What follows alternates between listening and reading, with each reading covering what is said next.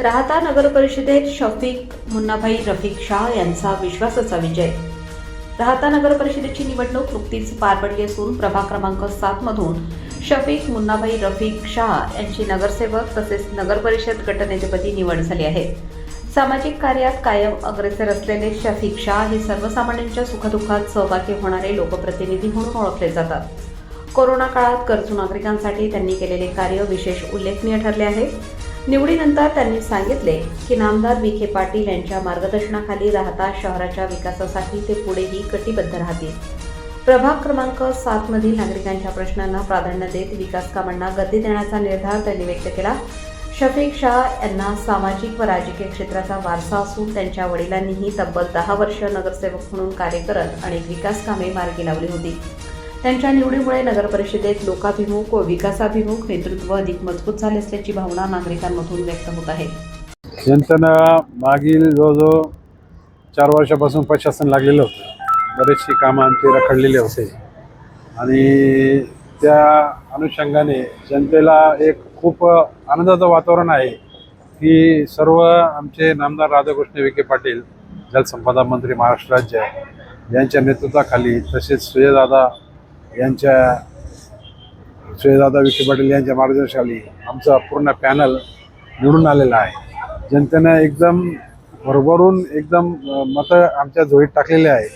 त्यांना माहिती आहे का ह्या भागामध्ये किंवा राहता तालुक्यामध्ये जर सत्ता BJPची असली आणि नामदार साहेबांच्या मार्गदर्शनाखाली असली तर इथले राहिलेले कामं तसे कामं तर खूप कमी राहिले, पण जे पण राहिलेले किंवा पुढं येणारे कामं हे खूप चांगल्या पद्धतीने आणि उत्कृष्ट दर्जाचे होणार आहे आणि सतत ह्या कामांमध्ये मागं चालत आलेला गती याच्यापेक्षा वाढेल असे जनतेला विश्वास होता, म्हणून जनतेनं पूर्णपणे एक हाती कौल दिलेला आहे। प्रभाग क्रमांक 7 मध्ये विकास कामांना प्राधान्यक्रम काय असणार? प्रभाग क्रमांक 7 मध्ये तसं जर बघितलं तर गावठाण येत आहे। गावठाण प्लस काही सुधारित आत्ताचं NA क्षेत्र आहे।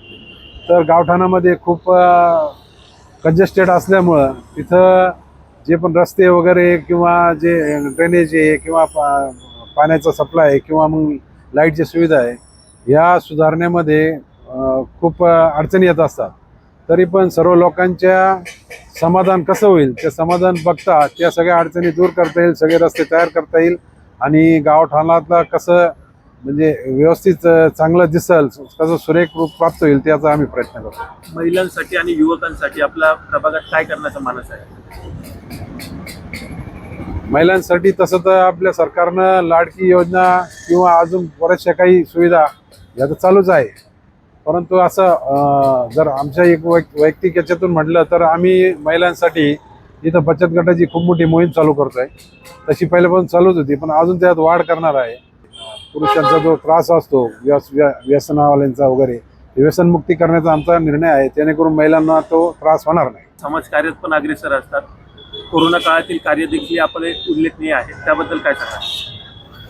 कोरोना काळामध्ये तसं राहता तालुक्यामध्ये म्हणजे राहता शहरात फक्त आमच्याकडेच ऑक्सिजन सिलेंडर होते माझ्याकडं। तर नामदार साहेबांनी त्यावेळेस मला डायरेक्ट आदेश दिला की तुमच्याकडे जेवढे ऑक्सिजन सिलेंडर आहे ते इंडस्ट्रियल आहे त्याला सर्व हॉस्पिटलाइज करून घ्या आणि त्याच्या माध्यमातून पूर्ण राहत्याला ऑक्सिजनचा पुरवठा करा।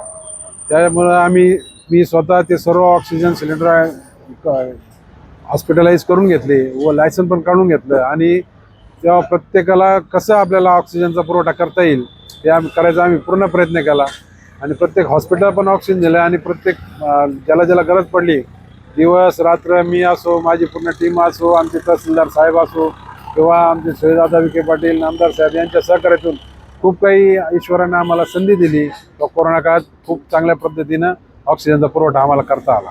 जाता जाता मतदारांना काय आवाहन कराल? हे जे यश मला मिळालेलं आहे किंवा आमच्या पार्टीला पूर्ण मिळालेलं आहे हे यश सर्व मतदारांचंच आहे, आमच्या नामदार राधाकृष्ण विखे पाटलांचं आहे आणि माझ्या प्रभागामध्ये आमदारांचं आणि आमच्या वडिलांचं सुद्धा याच्यामध्ये यश आहे।